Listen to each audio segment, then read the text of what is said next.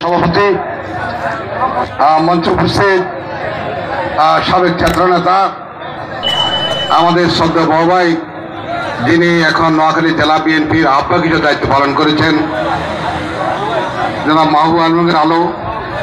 উপস্থিত আছেন আপনাদের এলাকারই কৃতি সন্তান, যিনি এলাকার দীর্ঘদিন আমাদের জনগণের সেবা করেছে, নোয়াখালী জেলা বিএনপির সাবেক সাধারণ সম্পাদক, সাবেক পিপি জনাব অ্যাডভোকেট আব্দুর রহমান ভাই।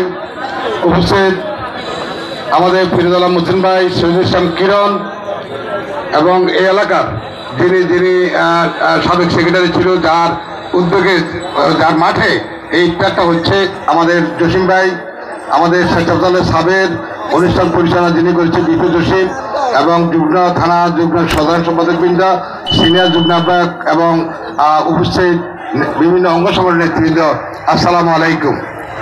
আমি যেহেতু একটা থানা একটা উপজেলার ইফতারটা আমাদের এই 6 নম্বর নোয়াখালী ইউনিয়নে, আমি নোয়াখালী ইউনিয়নের যারা বিএনপি এবং অঙ্গ সংগঠনের সাথে জড়িত আছো, আমি তোমাদের কাছে একটা অনুরোধ রইল, যেহেতু তোমরা হোস্ট, তোমরা দরকার হলে ইফতারের প্যাকেটটা সবার পরে নেবা। আমি মনে করি বাইরে থেকে যারা বিভিন্ন ইউনিয়ন থেকে যে প্রশাসনিক কাঠামো, ইউনিয়ন পরিষদ, পৌরসভা, উপজেলা যে শূন্যতা তৈরি হয়েছে, সেই শূন্যতা নিরসনে সামাজিক বিভিন্ন সমস্যার সমাধানে আমরা কাজ করতে হবে। আমাদের কর্মকাণ্ড আজকে মানুষ গভীরভাবে পর্যবেক্ষণ করছে। আমরা এখানে স্টেজে যে সমস্ত নেতারা আছি, রাত দিন 24 ঘন্টা আমরা মনে আগের চেয়ে বেশি দায়িত্ব পালন করতে হচ্ছে। কোথাও আমাদের কোনো কর্মীর কারণে, কোনো নেতার কারণে আমাদের দলের কোনো ক্ষতি হচ্ছে কিনা, আগামী নির্বাচনে যাতে প্রভাব না পড়ে আমাদেরকে সেভাবে আমাদের নেতারা দিনরাত পরিশ্রম করে আজকে পর্যবেক্ষণ করছে। প্রিয় ভাইরা, আমি আজকের ইফতার আয়োজনে আপনাদেরকে শুধু এটুকু বলবো, আমাদের এই কঠিন সময়ে সবাইকে সংযমী হতে হবে, আমাদেরকে চোখ কান চারিদিকে খুলে রাখতে হবে। দেশে এই গণতান্ত্রিক ব্যবস্থা চালু যাতে না হয়, নানাবিধ ষড়যন্ত্র আছে, সেই ষড়যন্ত্র মোকাবেলায় আমাদেরকে দলের শৃঙ্খলার মধ্য থেকে ঐক্যবদ্ধভাবে আমাদেরকে কাজ করার উদাত্ত আহ্বান জানিয়ে আমার বক্তব্য এখানে শেষ করছি। আল্লাহ হাফেজ। বাংলাদেশ জিন্দাবাদ, বাংলাদেশ জাতীয়তাবাদী দল জিন্দাবাদ।